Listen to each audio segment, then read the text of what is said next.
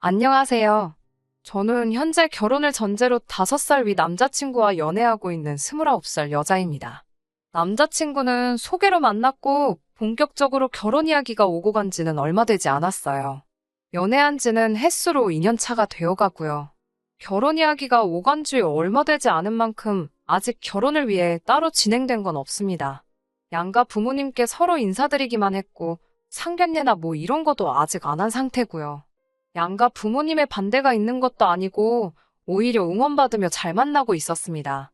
처음부터 결혼을 결심하게 된 계기도 남자친구가 연애하면서 저한테 잘하는 모습만 봐왔기 때문에 남자친구의 청혼에 응한 것이었어요. 결혼은 현실이라는 말이 막 와닿는 하루입니다.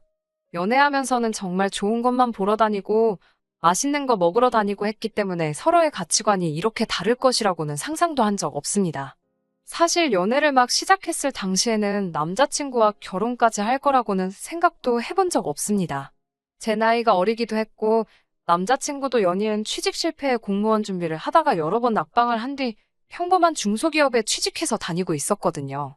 주변 지인들에게서는 남자친구가 저와 나이 차이가 많이 나는 것에 비해 하는 일이 별 볼 일 없다, 집안 차이가 조금 나지 않느냐, 이런 말들로 제가 훨씬 아깝다는 듯한 이야기들을 몇 번 들은 적이 있어요. 하지만 단지 지금 버는 돈이 적다고 해서 2년이 가까운 시간을 함께한 사람을 휴지 조각 버리듯이 버리고 싶은 마음도 없고, 결혼을 하고 나서라도 연애할 때처럼 저를 항상 웃고 즐겁게 해주기만 한다면 돈만 있고 사랑이 없는 결혼보다 훨씬 더 가치 있는 일이라고 생각했습니다. 하지만 가치관이 차이 난다는 것만으로도 이렇게 하루아침에 사람이 달라 보일 수 있는 일인가 싶어요. 저희 집이 떵떵거리면서 살 정도로 엄청난 부자 집안은 아니지만 맞벌이 하시는 부모님 아래서 부족함 없이 자라왔습니다. 저희 어머니 30년간 쉬지 않고 일해오셨고 이제 퇴직을 앞두고 계십니다. 아버지는 몇 년 전에 은퇴하셨고 노후 대비도 다 되어 있는 상황이지만 어머니께서 저 시집가기 전까지는 세상이 어떻게 될지 모른다며 계속 일해오고 계셨어요. 저희 아버지는 7남매 중 막내인데 제가 봐도 대단하다 싶을 정도로 친할머니에게 정성이셨어요. 형제 중에서도 제일 효자였고 제일 성공했습니다. 제가 어릴 때부터 봐온 거지만 친할머니는 장남이 잘 돼야 된다며 지원을 큰아버지에게만 해주셨습니다. 할머니는 전쟁 직후에 할아버지하고 서울로 올라오셔서 자식들 키우면서 안 해본 일이 없다고 들었고 이후에 식당을 시작하게 되고 나서 큰 돈을 벌었다고 들었어요. 지금은 없지만 할머니 이름으로 건물도 몇 개나 있었다고 들었고 그것들은 전부 다 큰아버지들이 사업한다고 이리저리 건드리다가 다 날려먹은 거로 알고 있습니다. 아버지는 할머니 재산으로 뭐 하나 해보신 적 없어요. 아들인데다가 막내라서 고모들과는 다르게 대학까지는 지원을 받으셨지만 엄마 말로는 저 태어나기 전에 두 분이 자리 잡기 전 경제적으로 조금 힘들던 시절이 있었는데 그때부터도 큰아버지 챙기신다고 뭐 하나 제대로 지원받은 적이 없다고 합니다. 그런데 아이러니하게도 할머니 지원을 받은 큰아버지들은 하던 사업이 망해서 지금은 전국으로 뿔뿔이 흩어져 있는 상태고 그나마 착실하게 대학 졸업하고 회사 생활 하시면서 안정적으로 돈을 모은 저희 아버지가 형제 중에서는 가장 잘 풀린 케이스였습니다. 지원받은 거 하나 없으셨으면서도 아버지는 할머니한테 참 잘했어요. 할머니는 그렇게 쌓아두신 재산을 다 날리고서는 서울 변두리에 있는 연립주택에서 전세로 살고 계시고 거주하시는 전셋집도 저희 아버지가 대부분의 돈을 내서 도와드린 거였습니다. 아버지가 잘하는 만큼 엄마도 할머니에게 참 잘하셨어요. 제가 대학교 다니던 시절까지도 주말이면 가끔씩 할머니 집에 온 가족이 찾아가 집 정리도 해드리고 맛있는 것도 사드리고 했으니까요. 엄마도 내내 일하다가 휴일에 그러는 게 쉽지만은 않았을 텐데 불평불만 하나 없었습니다. 저도 철이 들고 나니 엄마가 얼마나 고생하는지 알아서 아버지한테 대든 적도 있어요. 아버지는 은퇴하셨으니 집에 계시는 시간이 많은데 집안일 하나 안 도와주시고 집안일은 일하고 돌아온 엄마의 몫이었고 할머니 집에 가서도 일하는 건 전부 엄마의 일이었습니다. 엄마도 쉬어야 하지 않겠냐며 할머니 집 가는 건 이제 그만하자고 아버지께 대들었지요. 물론 돌아온 말이 좋은 말은 아니었지만 그래도 엄마도 하루하루 나이 들어가시면서 체력적으로 힘에 부처하는 게 제 눈에도 보일 정도였으니까요. 그런데 이제 엄마가 퇴직을 앞두고 있는 와중에 명절날 오랜만에 전부 다 모인 가족들 앞에서 할머니는 이제 나이가 90인데 혼자 지내는 것도 힘들고 요양원에 가기도 싫다는 말씀을 하셨어요. 누가 됐든 좋으니 합가하라는 뜻이었죠.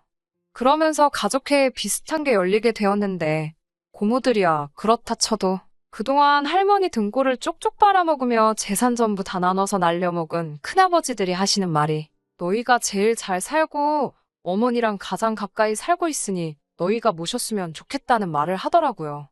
거기에 제가 결혼하는 것까지 얹어서 제가 시집을 가게 되면 제가 쓰던 방이 비게 되니 방도 남지 않느냐고 할머니 지금 살고 계시는 집 전세금을 빼면 전부 다 저희 집에 줄 터이니 그렇게 하라는 말도 안 되는 말을 하더라고요. 전세금도 오히려 고모들보다 보태지도 않으신 분들이 뭐 엄청난 거 포기하는 거 마냥 생색을 내고 있으니 제가 들어도 참 어이가 없더라고요. 아무리 제가 온 집안 통틀어 막내나 마찬가지였지만 말 한마디 하지 않을 수가 없었습니다. 그게 무슨 말도 안 되는 소리냐고 친척들 앞에서 따졌어요. 아버지가 어른들 앞에서 그게 무슨 버르장머리냐고 저를 멈추더라고요. 엄마는 아무 말도 못하고 계셨고요. 큰어머니들도 어이가 없었습니다. 곧 회사 그만둔다고 들었다고 그러면 이제 집에 있는 시간이 많아지니 시어머니 모시기도 딱 좋겠다고요.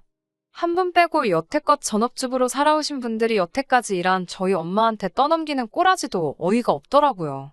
아무리 전부 다 날려먹었다지만 여태까지 할머니가 모아놓은 재산으로 여유롭게 지내시던 분들이 이제 갱년기가 와서 슬슬 이리저리 아픈 곳 생기는 저희 엄마한테 이제 일 안 하니까 모시면 참 좋겠다고 하는 말도 어이가 없었고요. 그날 결론이 난 일은 아니고 좀 더 이야기해볼 일이라고 흐지부지 되기는 했지만 누가 봐도 우리 엄마가 독박 쓰게 될 거라는 건 불보듯 뻔한 이야기였습니다. 아버지 말 맞다나 어른들 일에 제가 끼어드는 게 주제넘은 일일 수도 있지만 이대로 평생 우리 엄마 혼자만 다 떠안는 꼴 보기 싫어서 나중에 엄마만 따로 해서 제가 한마디 했어요. 엄마도 이제 다른 사람들처럼 노후자금 쓰면서 편하게 지낼 때인데 엄마도 몸성한 곳 별로 없는데 이제 와서 할머니 모시면서 시집살이 하는 거 보고 싶지 않다고. 그거 보면 내가 시집 가서도 마음 아프지 않겠냐고요. 할머니한테 받은 거 하나도 없다면서 할머니가 애지중지하던 장남인 큰아버지도 있고 할머니 재산 가지고 사업하다 날려먹고 나서 전부 지방으로 도망가 놓고 돈 떨어져 개털된 할머니 거들떠도 안 보고 지내는 다른 며느리들 있는데 왜 엄마만 혼자서 독박을 써야 하냐고. 그리고 그날도 별것도 아닌 것처럼 엄마한테 떠넘기려는 큰엄마들 못 봤냐고요.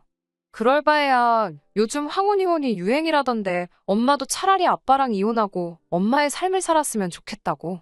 이건 아무리 생각해도 아닌 것 같다고 제 생각을 솔직하게 말했어요.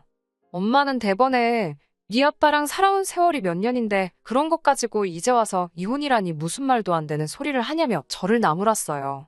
꼭 모시지 않더라도 다른 방법이 있을 수도 있으니 아빠랑 상의하면서 알아보고 있다고. 할머니 전세금에 형제들 십시일반해서 우리 집 근처에 방 하나 얻어드리는 것도 생각하고 있고. 할머니 나이가 이제 90인데 이런 말 하면 안 되지만 얼마나 더 사시겠냐고.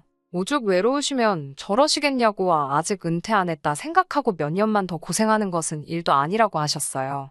사람 좋은 게 나쁜 건 아니지만 참 답답하다는 생각이 들었어요. 집안일이라서 사실 동네방네 떠들고 다닐 만한 일은 아니지만 저도 워낙에 답답한 나머지 남자친구와 데이트를 하다가 고민이라는 식으로 이 사실을 털어놓게 되었습니다.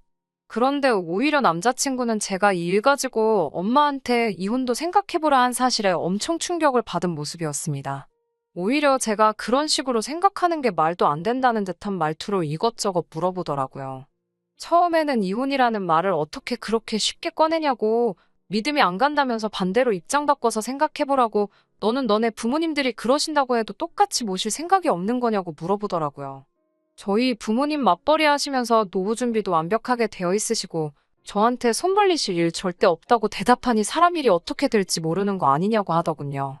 그러면 반대로 엄마가 모시는 게 시어머니가 아니라 외할머니였으면 아빠한테 엄마랑 이혼하라고 할 거냐고 또 묻더라고요.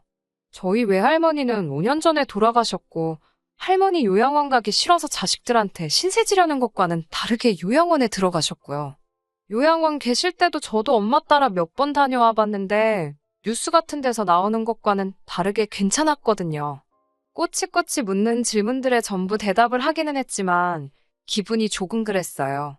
제가 고민이라고 남자친구한테 털어놓은 요지는 이렇게 우리 엄마가 힘들었고 친척들이라고 있는 게 다들 남일인 것 마냥 우리 엄마한테 떠넘기기 바쁜 모습이 너무 실망스럽고 한편으로는 너무하다는 말을 하고 싶었던 거였거든요. 그런데 남자친구는 집요하게 왜 우리 엄마가 할머니 모시는 걸 가지고 제가 나서서 이혼을 하라 마라 하느냐. 그게 너가 기분 나쁠 일이 뭐가 있냐 말하더라고요. 나중에 가서는 그래서 앞으로 너네 부모님은 어떻게 하실 계획이냐는 것까지 묻길래 아직 모시기로 확정된 것도 아니고 집 근처로 방을 하나 얻어드릴 계획도 있으신 것 같다는 계획도 말해줬어요. 그랬더니 남자친구가 그건 조금 아니지 않냐고 반대를 하더라고요. 누가 보면 우리 엄마가 이혼하는 거를 남자친구한테 허락을 받아야 하는 것처럼 보일 정도라는 생각이 들었어요. 남자친구는 자식된 도리로 부모님을 모시는 게 당연한 거 아니냐고 말을 하길래 그때부턴 저도 남자친구 반응에 기분이 되려 안 좋아져서 자식된 도리로 부모님 모시는 게 맞으니 아빠 혼자 모시면 되는 거 아니냐. 엄마가 할머니 자식도 아니고 며느리일 뿐이고 할머니 모시게 되면 집안일이고 할머니 수발 드는 것까지 다 엄마 몫이지 아버지가 하는 게 아니지 않느냐고 쏘아붙였어요. 그 말을 듣더니 남자친구가 그건 아닌데 라고 말하며 참 걱정이 된다고 하더라고요. 자꾸 자식된 돌이 운운하면서 오히려 저희 친척들 편을 드는 것 같은 모습에 이 사람이 지금 왜 이러나 싶더니 남자친구가 그러는 이유는 따로 있더라고요. 그러면서 구구절절 자기 어머니 이야기를 꺼내더라고요. 남자친구와 결혼 이야기가 오고 가는 중이었으니 저한테는 예비 시어머니 되실 분이지요. 아무튼 본인 어머니가 어떤 삶을 살아왔고 얼마나 힘들었는지 주절주절 말을 꺼내기 시작했어요. 본인 어머니, 아버지가 IMF 때 구조조정을 당하면서 이후에 하는 일마다 다 실패하는 동안에도 자식들 굶기지 않겠다고 온갖 굳은 일 마다하지 않고 살아오셨다. 이제 나도 결혼을 하고 안정적인 상태가 되게 되었으니 이제는 효도를 하고 싶은데 너가 말하는 걸 보면 너는 부모님께 효도할 생각이 없는 사람처럼 보인다. 그게 참 걱정이다. 이런 식으로 말을 하더라고요. 자식이 다 컸으니 부모님께 효도하는 건 당연한 거고 저도 효도를 안 하겠다고 말하는 건 아니지만 남자친구가 말하는 안정적인 상태라는 말이 조금은 거슬리더라고요. 결혼하자마자 안정적인 상황이 되는 게 아니잖아요. 결혼할 때 양가지원 받기로 했지만 예비시댁 형편상 많은 걸 도와줄 상황은 아니었습니다. 다행스럽게도 남자친구 회사에서 복지제도로 사내복지기금을 통해서 은행보다 저렴한 이율로 주택 구입자금을 융자해주는 시스템이 있어서 대출을 많이 끼고 신혼집을 구하게 되었거든요. 그러니 효도는 당연히 그 대출금을 다 갚고 난 뒤라고 생각하고 있었습니다. 그런데 남자친구가 말하는 효도는 결혼하자마자부터 자기 부모님께 생활비를 드리고 싶다는 말이었고요.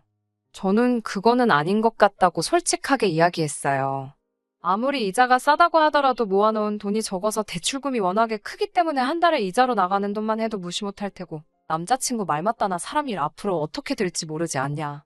효도를 하려면 대출금을 다 갚고 나서 하는 게 맞지 않겠느냐고 따졌지요. 남자친구는 당장 자기 어머니는 일하기에도 몸이 너무 망가진 상태라 이제 조금 편하게 지냈으면 하니 이해해 달라고 하더라고요. 일할 만한 체력이 안 되는 건 우리 엄마도 마찬가지 아니지 않냐. 거기에 할머니까지 모시게 된 상황이라고. 그런데 대출금 갚으면서 우리가 버는 돈 가지고 양가에 어떻게 생활비를 드리겠다는 거냐고 물었더니 남자친구는 너희 부모님은 노후 준비가 다 되어 있다고 하지 않았냐. 거기에 할머니 모시게 되면 전세금 뺀 돈까지 생기는 건데 당장은 안 드려도 아무 문제될 게 없는 거 아니냐고 하더라고요. 경우가 다르니 이 부분은 제가 이해해줘야 한다고 하면서요. 대출금 다 갚고 나면 그때 가서 드리자고요.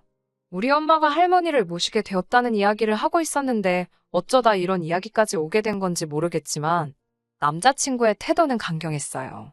더 이야기해봐야 결론도 나지 않을 것 같고 싸우기만 할 것 같으니 그만 이야기하자고 했는데 남자친구는 끝까지 말을 보태더라고요.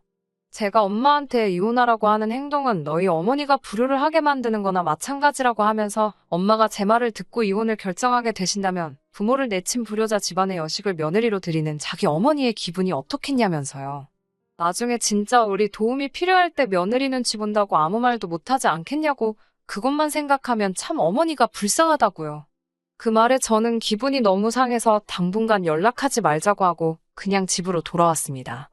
제가 이기적인 걸 수도 있어요. 제가 우리 엄마 챙기듯 남자친구도 자기 부모님 챙긴 건데 그걸 가지고 나빴다느니 내가 옳고 당신이 틀린다는 거 말하기 어려운 것도 사실입니다. 하지만 둘이 결혼을 생각하고 있던 사이인 만큼 서로 생각이 다른 부분에서 조율해가는 게 맞다고 생각해요. 아니, 아무리 의견이 좁혀지지 않는다고 해도 그걸 자기의 기준으로 판단해서 옳고 그름을 따져서는 안 된다고 생각합니다. 더군다나 장모님들 우리 엄마가 불효자라고 말한 건 용서가 되지를 않네요. 솔직히 이제는 확실하게 엄마가 할머니 안 모셨으면 좋겠고 남자친구와 결혼도 다시 생각해보고 싶은 심정입니다. 남자친구도 어디 한번 해보자는 건지 벌써 일주일째 아무런 연락이 없고요. 참 답답한 마음에 이렇게 사연 보내봤습니다. 후기입니다. 벌써 한 달 만인가요? 남자친구와는 결국 헤어졌습니다. 할머니는 저희 부모님이 모시기로 결정되었고요. 결론부터 말씀드리는 것 같지만 다른 이야기가 더 있어서 이렇게 후기 남기게 되었습니다. 남자친구한테 연락이 온 건 제가 사연 보내고 얼마 지나지 않아서였어요. 너 나랑 결혼 안 할 거야? 라고 당당하게 연락을 해왔더라고요. 혹시나 마음이 바뀌어서 연락한 건가 싶어 남자친구 찾아간 제가 바보 같았습니다. 처음에는 사과를 하더라고요. 결혼 준비하면서 서로 조율해 나가야 할 부분을 자기가 일방적으로 말한 것 같았다고 미안하다고요. 거기서 끝날 줄 알았는데 아주 상상도 못한 폭탄을 던지더라고요. 예비 시어머니한테는 제가 이런 생각을 가지고 있다는 건 아직 말은 안 했답니다. 결혼 전인데 벌써부터 저를 싫어하게 만들 수는 없다면서요. 그러면서 제 생각을 알고 싶어서 물어보는 거라고 말을 꺼내더니 자기는 사실 나중에 자기 부모님을 모시고 살 생각이 있어서 그런데 제가 그런 생각을 가지고 있다는 거에 놀라서 그날 그랬던 거라고 설명하더라고요. 저는 남자친구의 폭탄 발언에 놀라서 말도 잇지 못하고 있는 상황이었는데 용돈을 드리는 건 제 말대로 대출금을 다 갚은 이후로 미루자고 하면서 지금이라도 생각 고쳐먹고 어머니가 할머니 모시는 거는 당연한 일이고 윗물이 맑아야 아랫물이 맑은 법 아니겠냐고 저도 어머니를 보고 효심을 배우는 게 어떻겠냐고 하더라고요. 제가 미쳤냐고 차라리 생활비를 드리면 드렸지 모시고 살 생각은 없다고 딱 잘라 거절했더니 남자친구가 싱글벙글 웃더라고요. 그러면 생활비 드리기로 결정한 거다. 라고 말하면서 대화를 끝내려고 하더라고요. 남자친구의 유도신문이었고 저는 바보같이 거기에 넘어가고 말았던 거죠. 그래서 저도 알겠다고 참 효자 났다고 오빠네 부모님들은 밥을 안 먹어도 배가 부르시겠다고 생활비는 오빠가 앞으로 실컷 드리라고 말하고 그렇게 효자면 그냥 앞으로도 쭉 결혼하지 말고 부모님 모시면서 행복하라고 말하고 집으로 돌아왔습니다. 남자친구는 제 반응에 정신이 나간 건지 집에 가는 길부터 해서 미안하다고 하다가 갑자기 제 욕을 했다가 다시 미안하다고 했다가 아주 난리도 생난리가 아니었어요. 저한테 잘해주는 모습만 보고 결혼을 정한 대가가 이렇게 큰 건가 하는 생각도 들었습니다. 정말 인연이란 세월 만나오는 동안 이렇게 고집이 세고 자기만 아는 사람이라는 건 상상도 한 적이 없었거든요. 미리 알았더라면 결혼 이야기 오고 갈 필요 없이 진작에 헤어졌을 텐데 말이에요. 아무튼 애타게 잘못했다고 부모님 모시고 살 생각도 없고 생활비도 줄 생각 없다며 저한테 사과하는 남자친구와는 그렇게 안전이별했습니다. 결혼하고 나면 또 어떻게 바뀔지 모르니 기회조차 줘서는 안 된다는 생각이 들었거든요. 아무튼 제 이야기는 이렇게 끝이 났고 우리 엄마와 할머니 이야기가 남았네요. 사실 우리 엄마도 할머니 모시고 살겠다는 결정을 내리기까지 많은 고민이 있으셨을 거예요. 아버지도 엄마의 결정을 듣고 미안한 마음이 더 컸을 거라 생각됩니다.